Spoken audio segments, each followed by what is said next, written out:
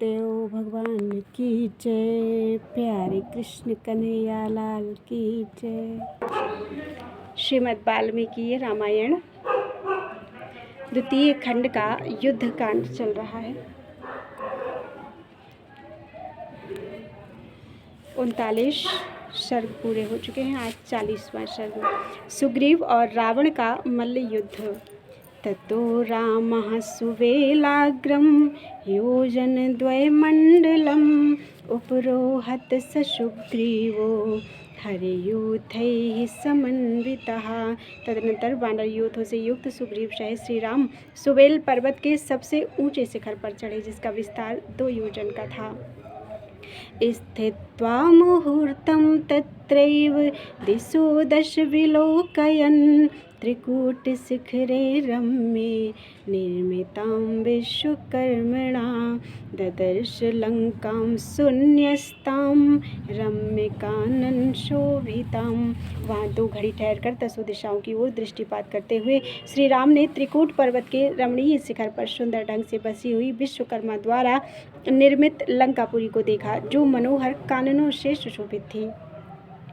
तस्य गोपुरशृंगस्थं राक्षसेन्द्रं दुराशदं श्वेतचामरपर्यन्तं विजयच्छत्रशोभितं रक्तचन्दनसंलिप्तं रत्नाभरणभूषितम्। उस नगर के गोपुर की छत पर उन्हें दुर्जय राक्षस राज रावण बैठा दिखाई दिया, जिसके दोनों ओर श्वेत चंवर डुलाए जा रहे थे। सिर पर विजय छत्र शोभा दे रहा था। रावण का सारा शरीर रक्त चंदन से चर्चित था। उसके अंग लाल रंग के आभूषणों से विभूषित थे।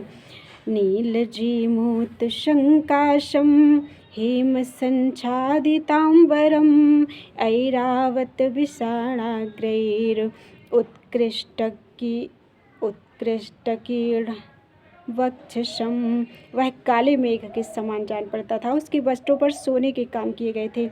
ऐरावत हाथी के दांतों के अग्रभाग से आहत होने के कारण उसके वक्ष स्थल में आघात चिन्ह बन गया था। ससलोहित रागेण संबीतं रक्तवाससा संध्यातपेन संच्छन्नं मेघराशिमिवांबरे। खरगोश के रक्त के समान लाल रंग से रंगे हुए वस्त्र से आच्छादित होकर वह आकाश में संध्याकाल की धूप से ढकी हुई मेघमाला के समान दिखाई देता था। पश्यतां वानरेन्द्राणां राघवस्यापि पश्यतः दर्शनाद् राक्षसेन्द्रस्य सुग्रीवा सहसोत्थितः। मुख्य वानरों तथा श्री रघुनाथ जी के सामने ही राक्षस राज रावण पर दृष्टि पड़ते ही सुग्रीव सहसा खड़े हो गए। क्रोध वेगेन संयुक्तः सत्वेन च बलेन च अचलाग्रादथोत्थाय पुप्लुवे गोपुर स्थले। वे क्रोध के वेग से युक्त और शारीरिक एवं मानसिक बल से प्रेरित होकर सुवेल के शिखर से उठकर उस गोपुर की छत पर कूद पड़े। स्थित्वा मुहूर्तं संप्रेक्ष्य निर्भयेनान्तरात्मना तृणीकृत्य च तद्रक्षः सुब्रवीत परुषं वचः। वहाँ खड़े होकर वे कुछ देर तो रावण को देखते रहे, फिर निर्भय चित्त से उस राक्षस को तिनके के समान समझकर वे कठोर वाणी में बोले। लोकनाथस्य रामस्य सखा दासोऽस्मि राक्षस न मया मोक्षसे अद्य त्वं पार्थिवेन्द्रस्य तेजसा। राक्षस, मैं लोकनाथ भगवान श्री राम का सखा और दास हूँ। महाराज श्री राम के तेज से आज तू मेरे हाथ से छूट नहीं सकेगा। इति उक्त्वा सहसोत्पत्ये पुप्लुवे तस्य चोपरि आकृष्य मुकुटं चित्रं पातयामास तद्भुवि। ऐसा कहकर वे अकस्मात उछलकर रावण के ऊपर जा कूदे और उसके विचित्र मुकुटों को खींचकर उन्होंने पृथ्वी पर गिरा दिया। समीक्ष्य तूर्णमायान्तं बभासे तं निशाचरः सुग्रीवस्त्वं परोक्षं मे हीनग्रीवो भविष्यसि। उन्हें इस प्रकार तीव्र गति से अपने ऊपर आक्रमण करते देख रावण ने कहा, अरे जब तक तू मेरे सामने नहीं आया था तभी तक सुग्रीव अर्थात सुंदर कंठ से युक्त था, अब तो तू अपनी इस ग्रीवा से रहित हो जाएगा। इत्युक्तोत्थाय तं क्षिप्रं बाहुभ्यामाक्षिपततले कन्दुवत् ससमुत्थाय बाहुभ्यामाक्षिपद्धरिः। ऐसा कहकर रावण ने अपनी दो भुजाओं द्वारा उन्हें शीघ्र ही उठाकर उस छत की फर्श पर दे मारा। फिर वानरराज सुग्रीव ने भी गेंद की तरह उछलकर रावण को दोनों भुजाओं से उठा लिया और उसी फर्श पर जोर से पटक दिया। परस्परं स्वेद विदग्ध गात्रौ परस्परं शोणित रक्तदेहौ परस्परं श्लिष्ट निरुद्ध चेष्टौ परस्परं साल्मलिकिंसुकाविव। फिर तो वे दोनों आपस में गुथ गए। दोनों के ही शरीर पसीने से तर और खून से लथपथ हो गए तथा दोनों ही एक दूसरे की पकड़ में आने के कारण निश्चेष्ट होकर खिले हुए सेमल और पलाश नामक वृक्षों के समान दिखाई देने लगे। मुष्टिप्रहारैश्च तलप्रहारैः रत्नघातैश्च कराग्रघातैः तौ चक्रतुर्युद्धमसह्यरूपं महाबलौ राक्षसवानरेन्द्रौ। राक्षसराज रावण और वानरराज सुग्रीव दोनों ही बड़े बलवान थे, अतः दोनों घूसे, थप्पड़, कोहनी और पंजों की मार के साथ बड़ा असह्य युद्ध करने लगे। कृत्वा नियुद्धं भृशमुग्रवेगौ कालं चिरं गोपुरवेदी मध्ये उत्क्षिप्य चोत्क्षिप्य विनम्य देहौ पादक्रमाद गोपुरवेदी लग्नौ। गोपुर के चबूतरे पर बहुत देर तक भारी मल्ल युद्ध करके वे भयानक वेग वाले दोनों वीर बार बार एक दूसरे को उछालते और झुकाते हुए पैरों को विशेष दांव पेच के साथ चलाते चलाते उस चबूतरे से जा लगे। अन्योन्यमापीड्य विलग्न देहौ तौ पेततुहुत्साल निखात मध्ये उत्पेततुर्भूर्मितलं स्पृशन्तौ स्थित्वा मुहूर्तं त्वभिनिश्वसन्तौ। एक दूसरे को दबाकर परस्पर सटे हुए शरीर वाले वे दोनों योद्धा किले के परकोटे और खाई के बीच में गिर गए।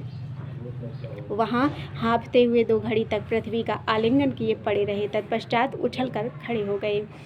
आलिंग्य चा बाहुयोक्त्रैः संयोजयामास तुराहवेतौ संरभ्य शिक्षा बल संप्रयुक्तौ सुचेरतुः संप्रति युद्ध मार्गैः। फिर वे एक दूसरे का बार बार आलिंगन करके उसे बाहुपाश में जकड़ने लगे। दोनों ही क्रोध, शिक्षा अर्थात मल्ल युद्ध विषयक अभ्यास तथा शारीरिक बल से संपन्न थे, अतः उस युद्ध स्थल में कुश्ती के अनेक दांव पेच दिखाते हुए भ्रमण करने लगे। शार्दूल सिंहा विवजात दृष्टौ गजेन्द्र पोता विव संप्रयुक्तौ संहत्य संवेद्य च तौ कराभ्याम तौ पेतुतुर्वै युगपद धरायाम। जिनके नए नए दांत निकले हों ऐसे बाघ और सिंह के बच्चों तथा परस्पर लड़ते हुए गजराज के छोटे छोनों के समान वे दोनों वीर अपने वक्षस्थल से एक दूसरे को दबाते और हाथों से परस्पर बल आजमाते हुए एक साथ ही पृथ्वी पर गिर पड़े। उद्यम्य चान्योन्यमधिक्षिपन्तौ संचक्रमाते बहुयुद्ध मार्गे व्यायाम शिक्षा बल संप्रयुक्तौ क्लमं नतौ जग्म तुराशुवीरौ। दोनों ही कसरती जवान थे और युद्ध की शिक्षा तथा बल से संपन्न थे, अतः युद्ध जीतने के लिए उद्यमशील होकर एक दूसरे पर आक्षेप करते हुए युद्ध मार्ग पर अनेक प्रकार से विचरण करते थे। तथापि उन वीरों को जल्दी थकावट नहीं होती थी। बाहुतमैर्वारणवारणैर्निवारयन्तौ परवारणाभौ चिरेण कालेन भृशं प्रयुद्धौ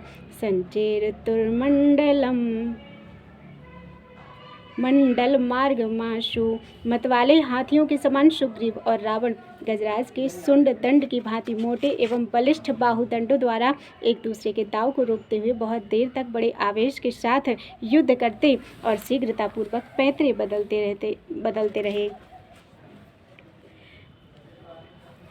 तौ परस्परमासाद्ये यत्तावन्योन्सूदने मार्जाराविवभक्षार्थे अवतस्थाते मुहुर्मुहुः।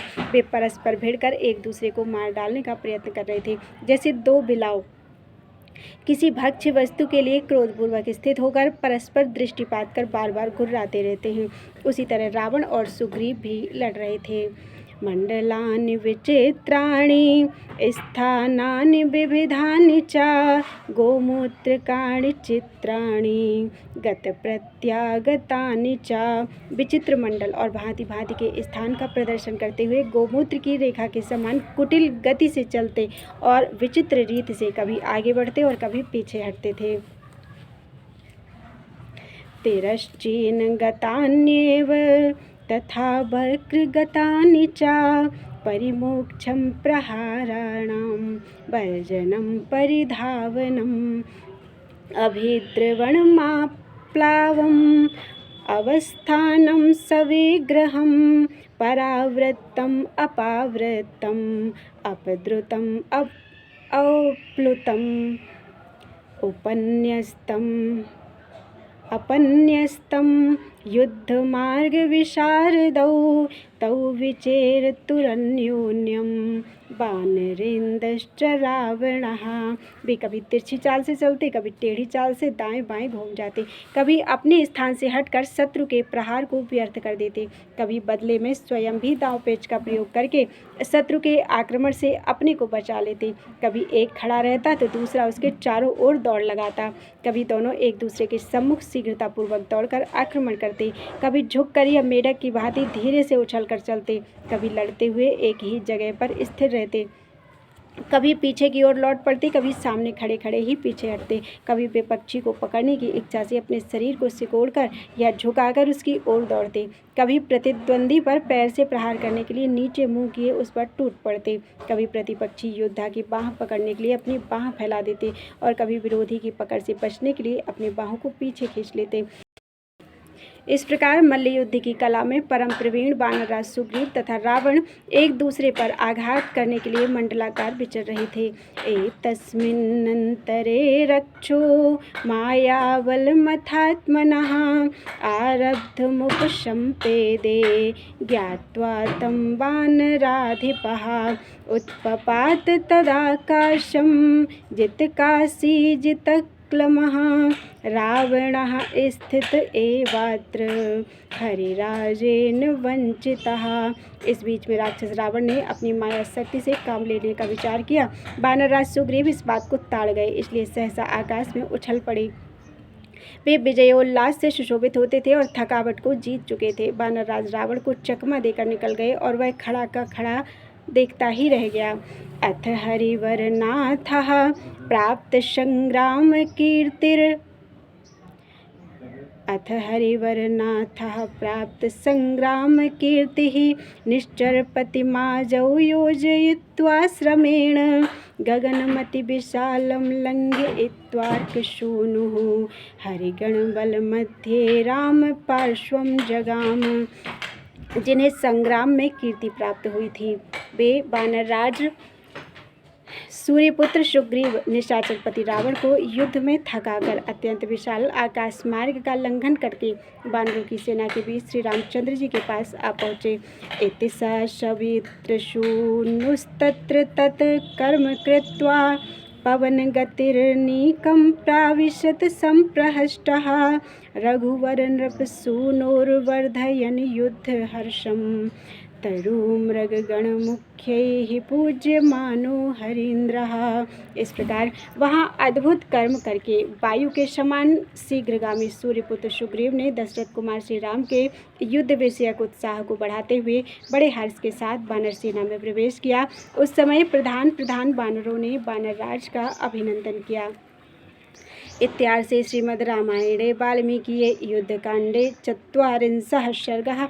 इस प्रकार से वाल्मीकि निर्मित आर्ष रामायण आदि काव्य के युद्धकांड में 40वां सर्ग पूरा हुआ। बोलो वृंदावन बिहारी लाल की जय।